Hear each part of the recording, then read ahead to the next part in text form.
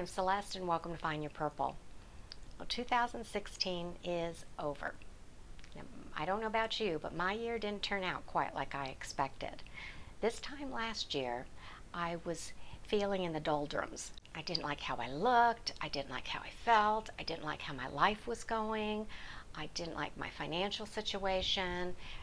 Nothing was really bad. I just felt things could be better.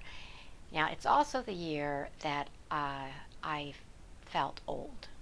For the first time, I really am seeing aging accelerating dramatically, and I think partially with my death of my sister and my ex-husband, who are both in their early 60s, I think mortality has become an issue for me. So that kind of played into my mindset, I think. So I decided in January of 2016 that I was going to make some changes. I wasn't sure yet what was all going to happen, but I wanted to change my life. I wanted to figure out ways to look better, feel better, and live life more fully. So I started with finding makeup and hair products and hairstyles and exercise, diet. I was kind of going the whole gamut of what I could do on this vein. Also, just thought I would learn how to juggle in 2016. Now, I'm very close. I'm not giving that one up because it is good for the brain to learn that kind of skill, and I just need to stay with it. So I started going to church in January as well for the first time in about 30 years. What happened that surprised me was by summer, I decided to get a trainer to help with the exercise to tell me what I needed to do. And I found a woman at the local YMCA, and she was in her early 60s, and she was on a plant-based diet. So she suggested that I watch the movie Fork Over Knives, which I did, and then she had a few books that she recommended. Starch Solution, The China Study, How Not to Die are three that come to mind, and I read them, and I connected with it. I switched to a plant-based diet the first week of August. Now, I'm a person that in July, if you had asked me my favorite meal, it would have been prime rib, medium rare, baked potato with sour cream, cheddar cheese, and bacon bits on it, and butter. Maybe broccoli to give the plate some color.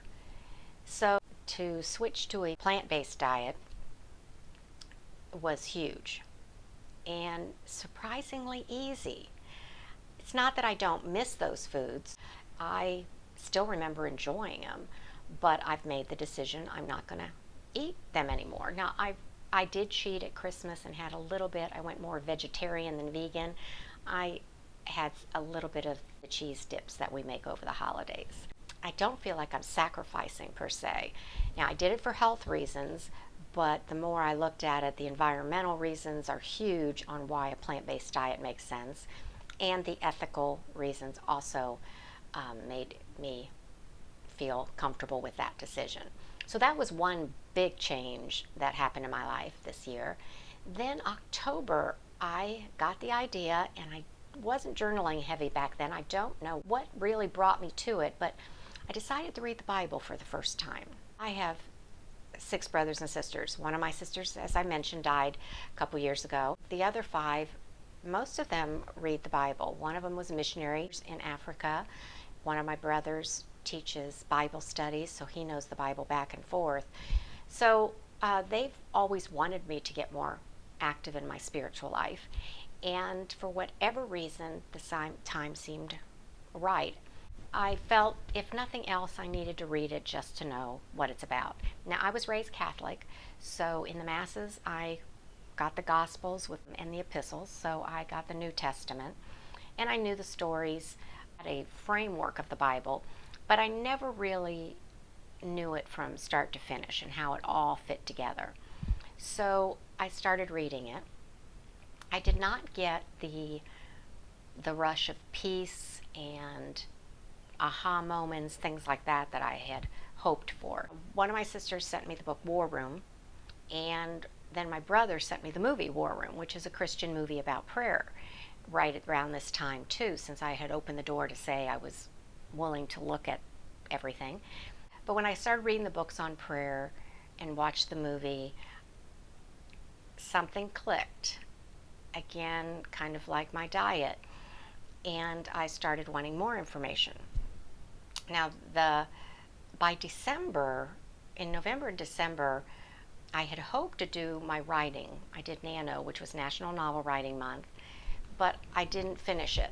This time I couldn't get the required 50. I got 46,000. It was just a struggle. The book wasn't coming, which I have to believe it's not the book I'm supposed to write. I don't think it should be such a struggle. December, I made the decision that come 2017, I was going to participate in the 365-day Bible. So you read the Bible from start to finish over a year. So I started that in December and actually went back and started rereading some of the chapters I had read. And this time, it was making more sense. What I think happened for me is I was reading with my head. I was doing everything in my life with my head, and I wasn't getting to my heart. And that's always been a problem for me. So I think that doing these baby steps, finding your purple, was about finding my passion and finding my purpose. I haven't found it yet, but I think I'm on the right path. And taking all the baby steps I always talk about have led me to, again, a total diet change, massive, and now a total spiritual change. I will talk more about what I'm doing in 2017, but I'm starting on a whole new base. I'm going to continue trying to find ways to feel better, look better, and live life more fully. But now it's going to be on a different foundation than I started with last year. It's kind of exciting. I think I found the missing piece for me, and that is the spiritual side. I always thought I was a good person. I always thought I was a Christian, but I didn't commit. And again, maybe the timing's right, but that's changing how I look at everything. So again, 2016 turned out to be kind of full of surprises for me. On the outside, I don't think it looks like anything changed dramatically in my world, but I'm thinking 2017 might be a breakthrough. So I've just thought I'd give you an update on that. I will do a video hopefully tomorrow on 2017 and what I'm planning. So as always, grab your cup of tea, sit back, and let's start sharing. Talk to you soon. Bye-bye.